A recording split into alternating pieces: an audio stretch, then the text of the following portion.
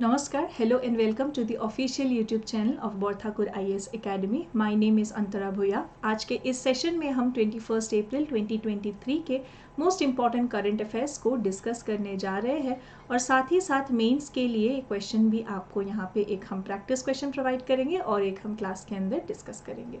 Start करते हैं। ये है स्नैपशॉट 21 अप्रैल 2023 द हिंदू के फ्रंट पेज का।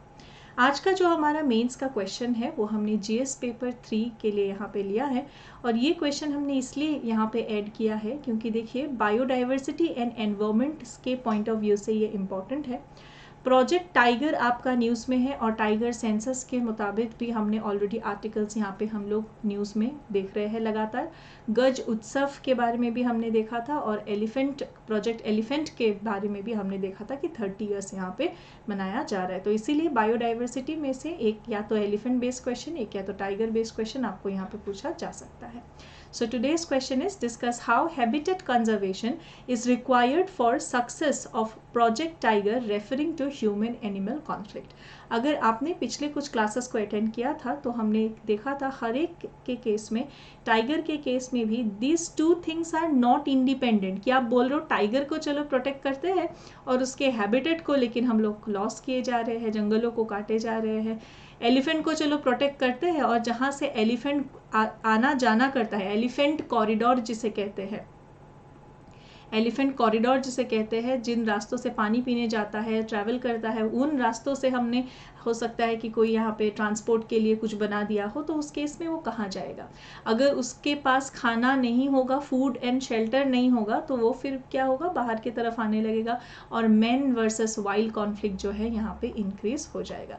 तो किस तरीके से, क्योंकि हमने पिछले दोनों सेशंस में आप देख सकते हैं पास्ट वीडियोस को हमने डिस्कस किया था किस तरीके से ये जो भी हम लोग प्रोजेक्ट्स लेके आते हैं उसमें नंबर 1 पॉइंट ही ज़रूरी है कि हैबिटेट को भी साथ ही साथ कंजर्व करना है। तो उसी पे आज ये क्वेश्चन है, discuss how habitat conservation is required for success of project tiger referring to human and animal conflict. Okay, तो यहाँ पे आज के न्यूज़पेपर में ये एक आपका इमेज जो आप लोग देख पा रहे हैं, 2 टाइगर कब्स को, टाइगर के बेबीज को क्या कहते हैं, कब्स कहते हैं। तो 2 टाइगर कब्स को यहाँ पे उसके मम्मी के पास जो है दिल्ली जू में इस तरीके से पहली बार के लिए लोगों के व्यूइंग के लिए बाहर इस तरीके से रखा गया। तो दैट इज हियर। तो try to answer this question, already previous sessions में हमने इसके बारे में डिस्कस किया है। ठीक है, चलिए आज अभी हम आगे बढ़ते हैं और देखते हैं इस एडिटोरियल को which is about numbers game, create economic opportunities to reap India's demographic dividend. ये टाइटल और सब टाइटल को समझ लेते हैं पहले। तो पिछले 2 दिन से न्यूज़पेपर में लगातार बना हुआ था कि इंडिया एंड चाइना का अभी क्या स्टेटस है। India has on the verge of becoming the most populated country in the world. So India will become most populous country in mid 2023। तो न्यूज़पेपर के हिसाब से और बाकी सभी डेटा और स्टेटिस्टिक्स के हिसाब से इंडिया जो है अभी मिड 2023 तक हम लोग चाइना के पॉपुलेशन को सरपास कर देंगे by 3 million and we are going to be the most populous country in the world. ठीक है, और नंबर 2 पे होगा आपका चाइना, नंबर 1 पे होगा इंडिया। तो यहाँ पे देखिए एक पॉइंट जो यहाँ पे सब टाइटल में क्या लिखा है, create economic opportunity to reap India's demographic dividend. अब ये एक माइंडसेट के बारे में यहाँ पे बात किया गया है कि ये जो पॉपुलेशन है, ये जो हाईएस्ट पॉपुलेशन अभी हम बनने जा रहे हैं, why are we looking at it only as liability. और अगर है ही तो पहले सोशलिस्ट एरा में क्या होता था, पहले क्या होता था सोशलिस्ट एरा में पॉवर्टी बहुत बड़ा समस्या था कि खाने को ही नहीं मिल रहा है, भुखमरी यहाँ पे जैसा सिचुएशन हो जा रहा है। तो poverty and hunger was a big problem. Okay, तो एज ऑफ नाउ अभी लेकिन with increasing standard of living अभी क्या हो सकता है, अगर ये पॉपुलेशन को गुड इकोनॉमिक अपॉर्चुनिटी प्रोवाइड किया गया, if we are able to create economic opportunity, then हो सकता है कि ये एक लायबिलिटी की जगह एक एसेट भी बन जाए। This is the crux. अगर आपको दोनों में से कोई एक साइड अगर आपको पूछे कि नहीं हम इसको पॉजिटिव ले सकते हैं क्या, हाँ ले सकते हैं। और अब इस आर्टिकल का पूरा डिटेल यहाँ पे देख लेते हैं। See number 1 is this estimates are based on official country data as well as extrapolating birth mortality and international migration trends. तो यहाँ पे 3 चीज़ें और है जो हमें देखना पड़ेगा।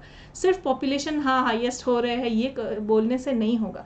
ऐसे कैसे हम चाइना से आगे जा रहे हैं और ऐसे कैसे चाइना पीछे, इसके पीछे और भी कुछ पॉइंट्स है, हम पॉइंट वाइज इसको स्टडी करते हैं।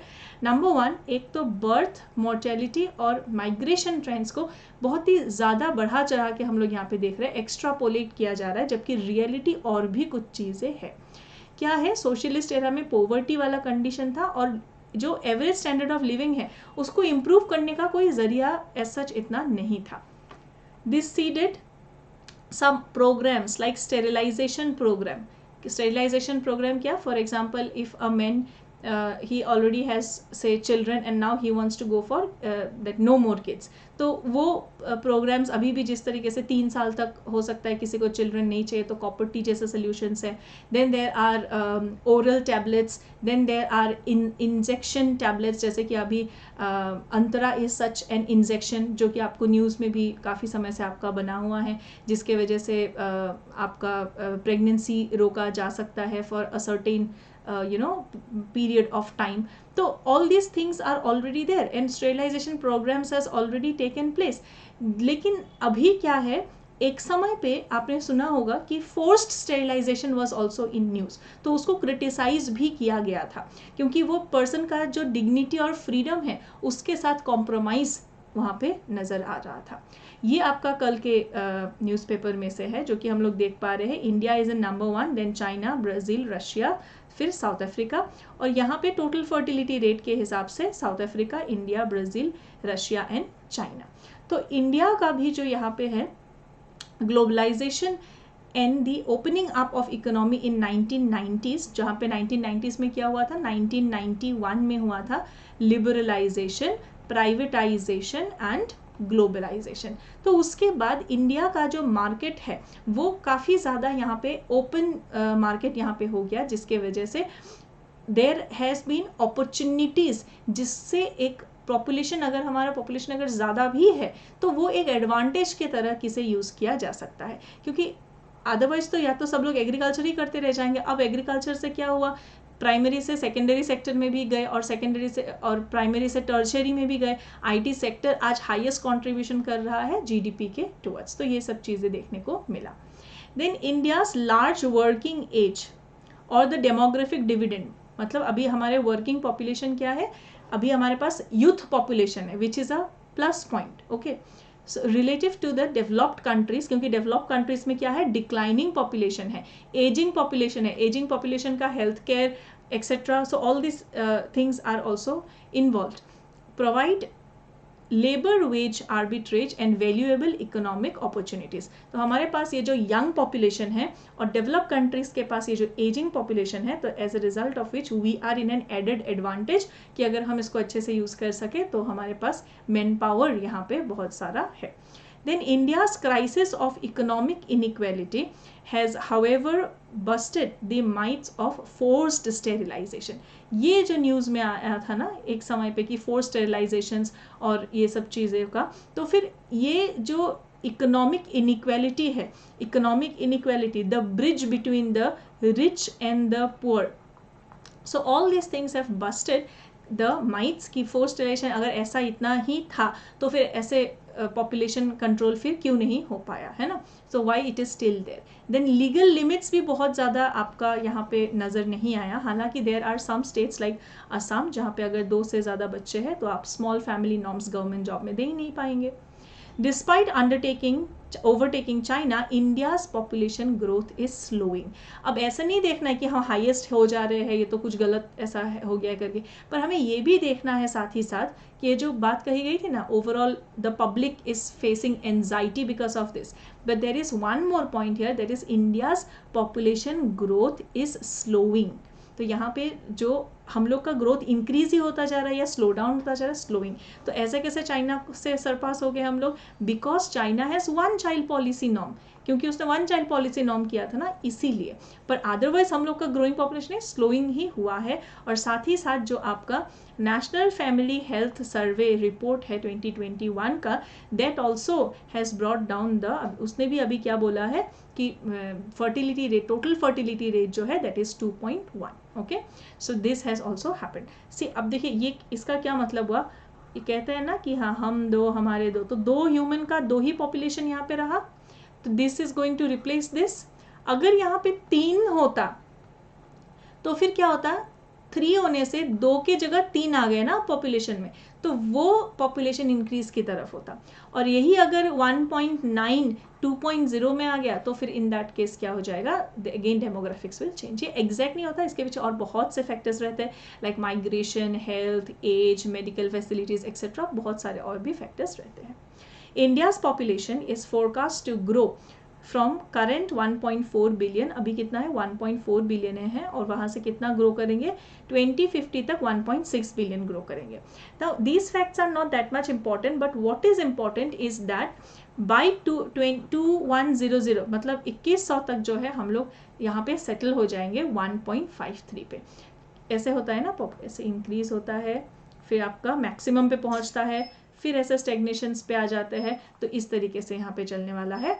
1.7 बिलियन हाईएस्ट जब पहुंचेंगे 2064 तक, and by 2100 we are going to settle down at 1.53 billion. Okay, so while the this is like the pendulum, shift होना, कम ज़्यादा होते रहना. So while the pendulum of opinion regarding population has swung from disadvantage to advantage in national discourse, it is relevant to analyze the question while factoring in newer developments. तो अभी क्या है, जो पहले अगर सोशलिस्ट एरा के समय के बारे में यहाँ पे राइटर क्या बता रहे कि प्रॉपर डिसएडवांटेज, क्यों, क्योंकि खाने को ही नहीं है, आप क्या पॉपुलेशन बात कर रहे हो, है ना.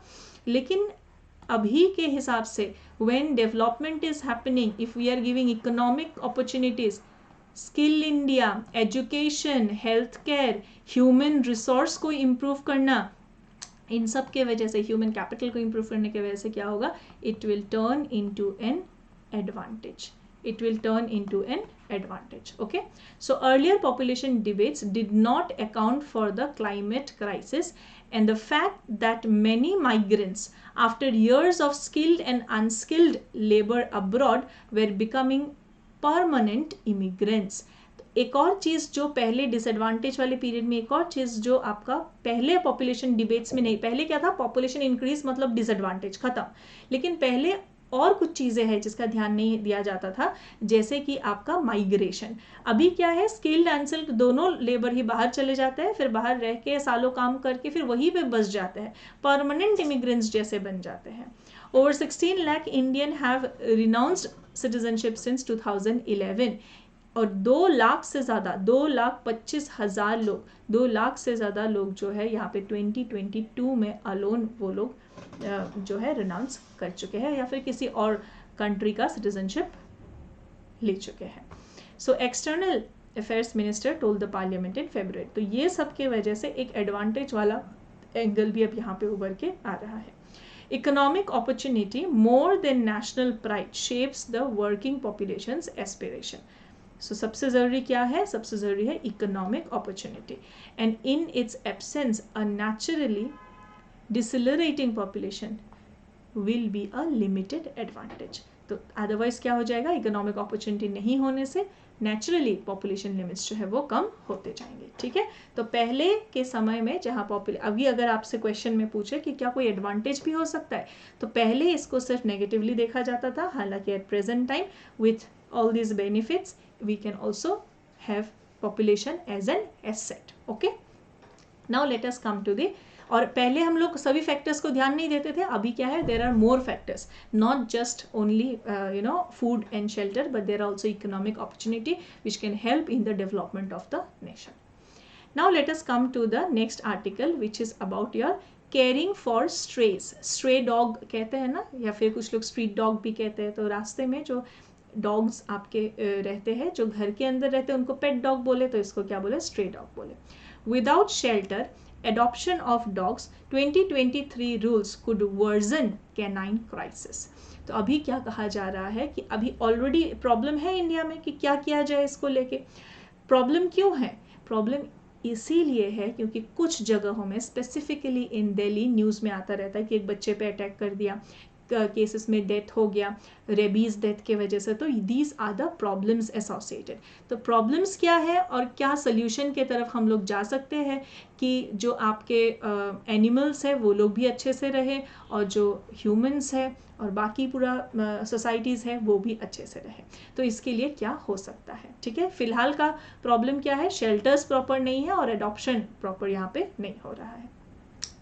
According to the world health organisation WHO के रिपोर्ट के मुताबिक 36% ऑफ द वर्ल्ड, पूरे दुनिया का 36%, 1/3 से ज़्यादा, and 65% of south east Asia's rabies deaths happen in India. Bharat के अंदर 36% से ज़्यादा वर्ल्ड के डेथ्स भारत के अंदर आपका होता है rabies deaths. The National Rabies Control Program has recorded 6,644 clinically suspected cases and deaths of human rabies in 2012-2022. तो यहाँ पे पिछले एक डेकेड का अगर हम एक 10 साल का रिपोर्ट यहाँ पे ले तो फिर यहाँ पे 6,644 क्लिनिकली सस्पेक्टेड केसेस जो है वो रेबीज का सामने आया है. नाउ अब इसका क्या किया जाए. There have been several report जहाँ पे किसी बच्चे को अटैक कर दिया, किसी यंग को अटैक कर दिया. PACS of they stay in PACS ना, ग्रुप में रहते हैं. एक क्वेश्चन आया था ना कि इसके पैक्स, डॉग के ग्रुप को क्या कहेंगे, तो इसको हम लोग पैक कह सकते हैं, पैक ऑफ स्ट्रे डॉग्स. तो पैक ऑफ डॉग्स यहाँ पे क्या करते हैं, एक साथ रह के they can fatally cause injury and at times it leads to death also. So this is the problem. Negative क्या है, ये आपका प्रॉब्लम है. प्रॉब्लम क्या है, 36% डेथ्स इंडिया में होते हैं, ये आपके प्रॉब्लम्स है. 65% साउथ ईस्ट एशिया के इंडिया में है. रेबीज केसेस है. These 4 points are your problems. On April 18, the government announced the notification of its Animal Birth Control Rules 2023, which are likely to become as much a bone of contention as the earlier Animal Birth Control dogs rule 2001. तो 2001 में क्या था, animal birth control rules था, और अभी क्या है, animal birth control rules 2023 अभी आ गया है. तो इसमें देखते हैं क्या है. 3 चीज़ों का खास इसमें ध्यान रखा गया है. Number 1 is stress can not be relocated. मैंने कहीं तो पढ़ा था, I am not very much sure about this, कहीं तो पढ़ा था कि एक्स स्टेट्स में से सारे डॉग्स को असम में ट्रांसपोर्ट कर दिया जाए. And somebody came up with a comment like वहाँ पे डॉग का खाना एक्सेट्रा तक भी किसी ने कॉमेंट कर दिया था. Now see, understand one thing. First of all तो even in Assam, even in Manipur also, in various other, again in tribes also nowadays, and even Manipur mein since many a long period now, there are tribal populations who are Krishna worshippers who do not eat non-veg. Now for somebody who is not even eating non-veg, in Assam also there are Bhokots who stay away from non-veg. So irrespective of some people's matter of choice who eat, for example, and in case of say Nagaland, and in some states it is again an individual choice of some people who will not even like to hear about this. You are passing such a comment, it may hurt these sentiments. So before passing such a comment on Northeast or any state for that matter, or any section, people should be very careful, at least in higher authorities or in a legislative post. So in that case people should be very careful in making such a statement. So number 1 is here, your stray dogs cannot be relocated. तो आप ये नहीं कर सकते हो कि एक state के से उठा के दूसरे स्टेट में यहाँ पे. इससे क्या होगा, that pet can also go through many anxiety situations.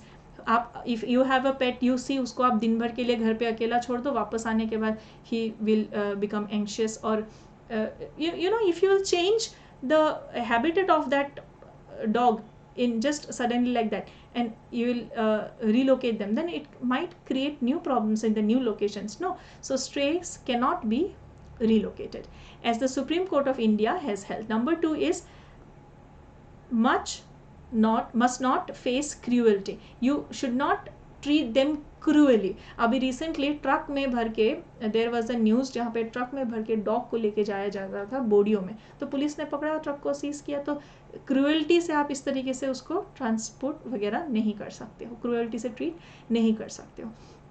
And must be cared for, उसका कोई भूखा ना सोए, कोई जानवर भी भूखा ना सोए, must be cared for. So what is the problem? The problem is that they are spreading diseases in some places. इसके वजह से न्यूसेंस हो रहा है. जहाँ लोग इंज्योर हुए, अगर किसी के खुद के फैमिली में अगर कि कोई इंज्योर हो, जहाँ पे किलिंग हो, तब उसको समझ में आता है कि हाँ बाकी तो पेट के लिए प्यार अपनी जगह है, लेकिन जहाँ किसी को इंज्योर हो रहा है तो वो भी नहीं होना चाहिए. So how to reduce that, कैसे दोनों शांति से रह सके, इसी के लिए ये आपका एनिमल बर्थ कंट्रोल रूल्स 2023 है. अब इस रूल्स के तहत क्या क्या चीज़ें हैं? Number 1, stress to be caught, पकड़ो. नंबर 2, वैक्सीनेट कर दो. नंबर 3, न्यूटर्ड कर दो. And number 4 is your release back कर दो. Under the 2001 rules, neither effort succeeded because the entire dog population, or at least a large of the fractions, they first needed to be treated. उनको कहीं चोट लगा है, कि कहीं गाड़ी ने कहीं हिट कर दिया है, तो all these things are there. They first needed to be treated in most of the cases, almost all the cases. 2001 का जो रूल्स था उसमें उठा के वैक्सीनेट और न्यूटर तो करोगे, लेकिन पहले उसको पूरा ट्रीटमेंट देने का था. So all these things were associated. Next, neutering and vaccination also do not prevent dogs from forming packs and harassing passerby. अब क्या होता है, वैक्सीनेट तो कर दिया उसको कि हाँ उसका नेक्स्ट जनरेशन अभी नहीं आएगा, will not be able to produce puppies, तो ये तो कर दिया. But the thing is that will, because they are inbuilt जो एक रहता है ना कि they will form packs and they will attack. तो जिस जगह में, जिन लोकेशंस में ऐसा है, वहीं पे आप देखिएगा उसी लोकेशंस में ऐसे होने के चांसेस ज़्यादा रहते हैं. जहाँ ऐसा नहीं है वहाँ ऐसे केसेस भी आपको बहुत कम मिलेंगे. जैसे मोस्ट ऑफ द केसेस में क्या होता है, again this is a very generalise statement, I am sorry if this is wrong, but I have seen many a times in the hilly regions, wherever I have traveled, in many places I have seen a dog is actually guiding your path. ट्रैकिंग्स में आप जाते हो तो वो guide करता है कि किधर से जाना है, कहीं इस तरीके से. And 2 to 3 dogs, because the attitude of the dog is very friendly, and most of the times generally they do not attack. So why they are attacking? There must be some reason why they are forming packs and attacking the people. So there must be some reason. हो सकता है food नहीं मिला, वो irritate हो गया, उसको हर जगह से भगाया गया. So all this things can also be the reasons. So proper study and solution needs to be taken here. 2023 rules also ask residents welfare association to care for stray dogs. कैसे हम उनका टेक केयर कर सकते हैं? बच्चों और बुजुर्गों से थोड़ा सा दूर में हम कैसे खिला सकते हैं, और एक फिक्स्ड इंटरवल में अगर खाना मिलता रहे, then they will not try to attack anyone based on the external principles. आप ये चीज़ monkeys में भी देख सकते हैं. कहीं कहीं पे there are few monkeys will also try to snatch food from the people who are traveling in that particular say temple or any place. But in some places you see, even though there are so many monkeys, but they will not attack or they will not try to snatch the food in general. Why? Because they are already being fed from time to time. Okay, so that is part of the how they are behaving in that situation. So in the process, the rules also transform stray dogs into a new class of community animals. Understanding stray dogs से क्या हम अगर उनको feed करते रहे interval में, तो वो और कम्युनिटी एनिमल्स की तरह काम कर सकते हैं. So much so, I will give you an example, community animals से भी एक स्टेप आगे जाके can even work like detectives also. Detectives के तरीके से भी काम कर सकते हैं. आप लोग देखेंगे जो भी उस जिस भी गली में है या फिर जिस भी लोकेलिटी में है, कोई आउटसाइडर है तो उसको खूब भौंका जाता है by the stray dog, but जो उसी जगह का है दे will not even bark on them or not even care that they should cause any kind of disturbance to the person. So that is there. But again, even for outside, it has to be safe for everybody, including the pet as well. Now see, so this whole purpose is not clear. Instead, the rules must prohibit the improper disposal of solid waste and casual feeding of dogs. require them to be adopted and directly cared for. This is the most beautiful thing which is possible to be done. एक shelter homes, this is not written in this article but there are nations and countries जहाँ पे shelter homes रहते हैं. तो उन shelter homes में सभी dogs को, पेट्स को लाया जाता है और वहाँ से जिसको अडॉप्ट करना है वो वहाँ से अडॉप्ट करके लेके जा सकते हैं. This is going to solve both the problems. एक तो होमलेसनेस का प्रॉब्लम सॉल्व हो जाएगा और दूसरा एडॉप्शन के वजह से both the family will also get a new environment and the pet will also get a good environment. So the Animal Welfare Board of India secretary also told the Hindu that local authorities will be held responsible for any violations. For example, during birth control procedures, अगर वहाँ पे उसके जगह पे attack ही कर दिया, human animal conflicts हुआ, तो क्यों हुआ, इसके वजह से किसको लाइबल पकड़ा जाएगा? लोकल अथॉरिटीज़ को लाइबल पकड़ा जाएगा. 2001 रूल्स के तहत this authorities will be in a pickle without more funds and staff. The required infrastructure, proper coordination. 2001 के समय प्रॉपर कोऑर्डिनेशन नहीं था, स्टाफ नहीं था, फंड्स नहीं था. तो ये सब चीज़ें अगर सॉल्व किया जाए, हाउसिंग अगर डॉग्स को प्रोवाइड किया जाए, शेल्टर अगर हो पाए, so in that case this problem could be solved in a more or in a better way. Okay, now let us come to the next article which is about Cinematograph Amendment Bill 2023 2023 का. इसको काफ़ी सारे लोगों ने support किया है. आप इसमें देख पा रहे हो, T series supports governments recent move with the amendment in the cinematograph act 1952. इससे पहले जो एक्ट चलता था वो था सिनेमेटोग्राफ एक्ट 1952 और अभी जो नया आपका बिल है, बिल स्टेट में है, अभी एक्ट नहीं बना है, तो वो है आपका सिनेमेटोग्राफ अमेंडमेंट बिल 2023. ओके, तो इसके तहत क्या है देखते हैं. Number 1, punishment for film piracy is very strict now. जैसे पायरेसी करके पायरेटेड कॉपीज बेचना ये नहीं चलेगा. 3 years of imprisonment and up to 10 lakhs of penalty यहाँ पे हो सकता है. तो no piracy. Okay, number 2 is, और पायरेसी आजकल तो बहुत और भी फॉर्म है, ऑनलाइन फॉर्म है. पहले आपने ये मूवीज़ देखे होंगे तो रील्स का पायरेसी होता था, डुप्लीकेट कॉपी बनता था एक्सेट्रा. अभी तो ऑनलाइन अवेलेबल हो जाता है पूरा का पूरा, मूवी रिलीज होती है. तो कैसे चलेगा, मूवी पिक्चर चलेगा ही नहीं, इतना सारा जो खर्चा है वो सारा डूब जाएगा. So unauthorised duplication of copyrighted content, copyrighted content को कॉपी करना, सिनेमा हॉल के अंदर जैसे फ़ोन से रिकॉर्ड कर लेना, ऑल दोज थिंग्स और any other form is not allowed. New age categories for classifying films on the basis of age group. पहले क्या रहता था, क्लासिफाई करने के लिए एक प्रॉपर एज ग्रुप उसमें नहीं लिखा जाता था. कि अभी भी किस तरीके से लिखा जाता है, यू मतलब अनरेस्ट्रिक्टेड पब्लिक एग्जीबिशन, जिसको देखना है देखो. ए मतलब restricted to adult audience only. अब एडल्ट मतलब 18+ कि 13+, कि मेड फॉर किड्स 7-8 साल के बच्चे, कि 5-6 साल के बच्चे देख सकते हैं. So that is not there.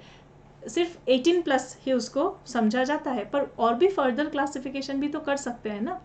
UA is unrestricted public exhibition subject to parental guidance for children below the age of 12.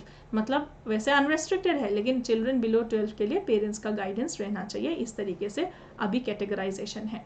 Amendments क्या बोल रहा है कि 7 साल, 13 साल, 16 in place of the 12 years.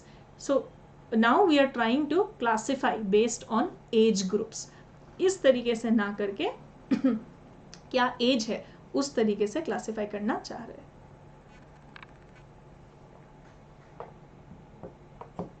इससे पहले था अमेंडमेंट, इससे पहले क्या था, सिनेमेटोग्राफ एक्ट 1952 था. इसके तहत punishment for film piracy, stricter law against piracy was there, 3 years of imprisonment.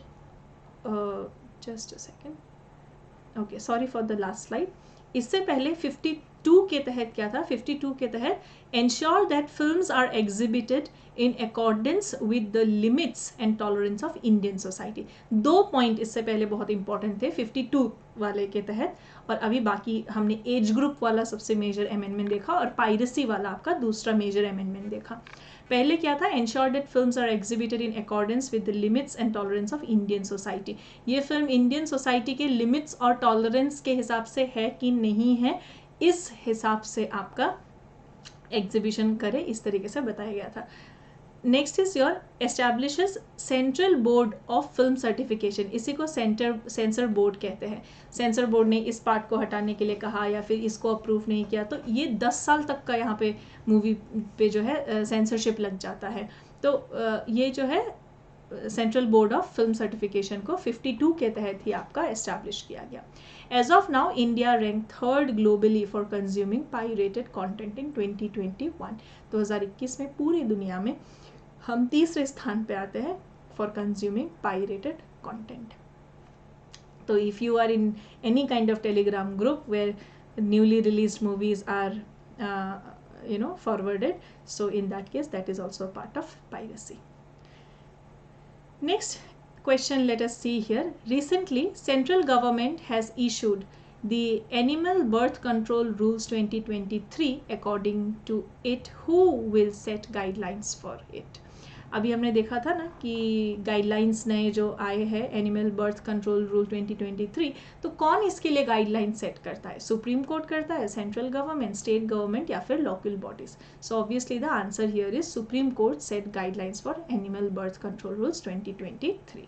So the central government has recently issued the Animal Birth Control Rules 2023, which was designated to comply in guidelines set by whom? Supreme Court.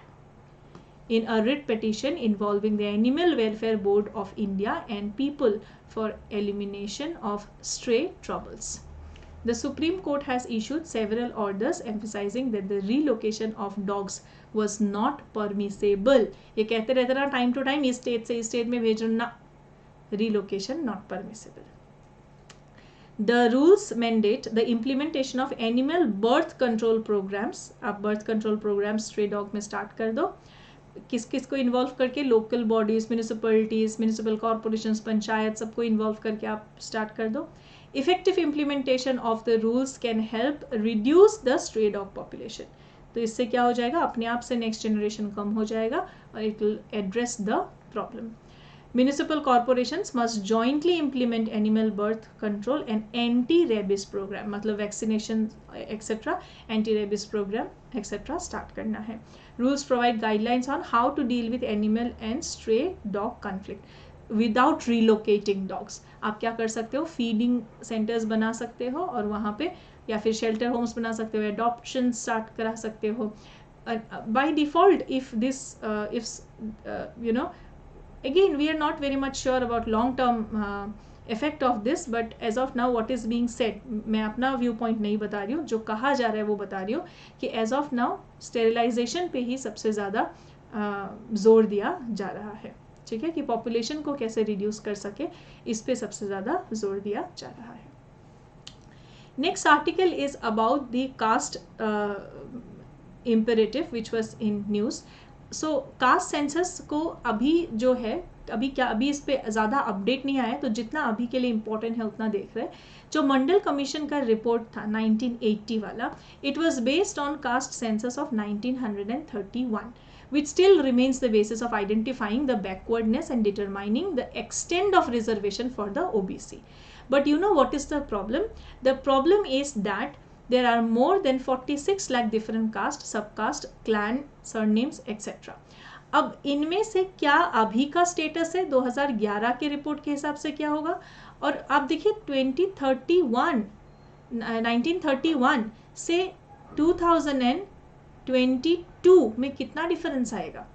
So that is why it is very much needed to have a new set of data to understand the implications और कहाँ तक ये आपको extend करना चाहिए.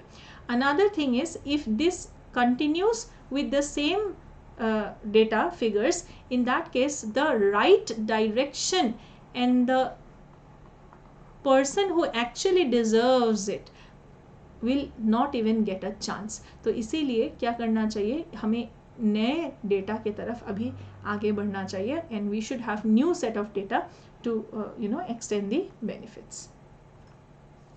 Next जो यहाँ पे आर्टिकल, ये आपका कल से आ गया है स्लाइड, कल हमने इसको डिस्कस किया था मिनिस्ट्री के IT अमेंडमेंट रूल्स के ऊपर. इंटरमीडिएरीज का जो आपका फेसबुक, ट्विटर एक्सेट्रा को जो इम्यूनिटी नहीं मिलेगा ना, that article we had discussed yesterday. Now today in map of the day we are seeing about the mangroves. This is your Koringa mangroves. So where is your Koringa mangroves and Koringa wildlife sanctuary? As you can see, यहाँ आंध्र प्रदेश में स्थित है आपका Coringa wild sanctuary. So Godavari mangroves at the Koringa wildlife sanctuary are touted to be the second largest mangroves in India. ये आपका दूसरे स्थान पे है. नंबर 1 पे कौन है, कमेंट करके बताइएगा. सुंदरबन मैंग्रोव्स है या फिर कौन सा मैंग्रोव है जो नंबर 1 पे है, कमेंट करके बताइएगा. ठीक है. Next you can see the mangrove forest in Andhra Pradesh. They are located in the estuary of Godavari and Krishna river. So if you will see here Mahanadi, Godavari, Krishna, Kaveri. तो ये आपका ईस्ट फ्लोइंग रिवर्स है और नर्मदा, ताप्ती आपका वेस्ट फ्लोइंग रिवर्स है. The sanctuary also has a site where olive ridley turtles nest from January to March. वैसे तो olive Ridley turtle के लिए एक स्टेट अगर बताना हो तो वो उड़ीसा है, लेकिन ऐसा टर्टल्स को थोड़ी पता है कि उड़ीसा बॉर्डर खत्म, रुक जाओ, तो ऐसा नहीं होता है ना. तो ये पूरा कोस्ट तक ये आपका एक्सपेंड करता है और यहाँ पे एक साइट है ऑलिव रिडली टर्टल्स के लिए भी जो इस सेंचुरी में ही आपका पड़ता है. So once the Coringa sanctuary gets the heritage site tag, UNESCO will help develop tourism and protect the wildlife in the mangrove. तो अभी असम के अंदर भी यूनेस्को वर्ल्ड हेरिटेज साइट है. कौन कौन से, मानस है और काजीरंगा है. तो इस तरीके से अगर किसी जगह को यूनेस्को साइट यहाँ पे मिल जाए तो उससे क्या होगा, डेवलपमेंट और बेहतर हो सकता है. ठीक है. This is we are talking only about your national park and wildlife sanctuary, that is why. Okay. So that is it for your the normal current affairs discussion. आज आपको जो क्वेश्चन यहाँ पे प्रैक्टिस करना है, that is examine the need and rational behind conducting caste based census in India. Bharat में caste based census conduct करने के लिए अभी ज़रूरत है कि नहीं है, और अगर है तो इसके पीछे क्या रेशनल है, और अगर इससे दिक्कत है तो इसके पीछे क्या दिक्कतें हो सकती है. ये सारा चीज़ें आपको लिख के इस आंसर को अटैम्प्ट करने का कोशिश करना है. ठीक है. साथ ही साथ आप PDF व्हाट्सएप से डाउनलोड कर सकते हैं, कमेंट बॉक्स में पार्टिसिपेट कर सकते हैं. Thank you everyone. Take care and stay blessed. अगर आपने अभी तक चैनल को सब्सक्राइब नहीं किया है, please consider subscribing because we are doing this current affairs videos on a daily basis. Thank you.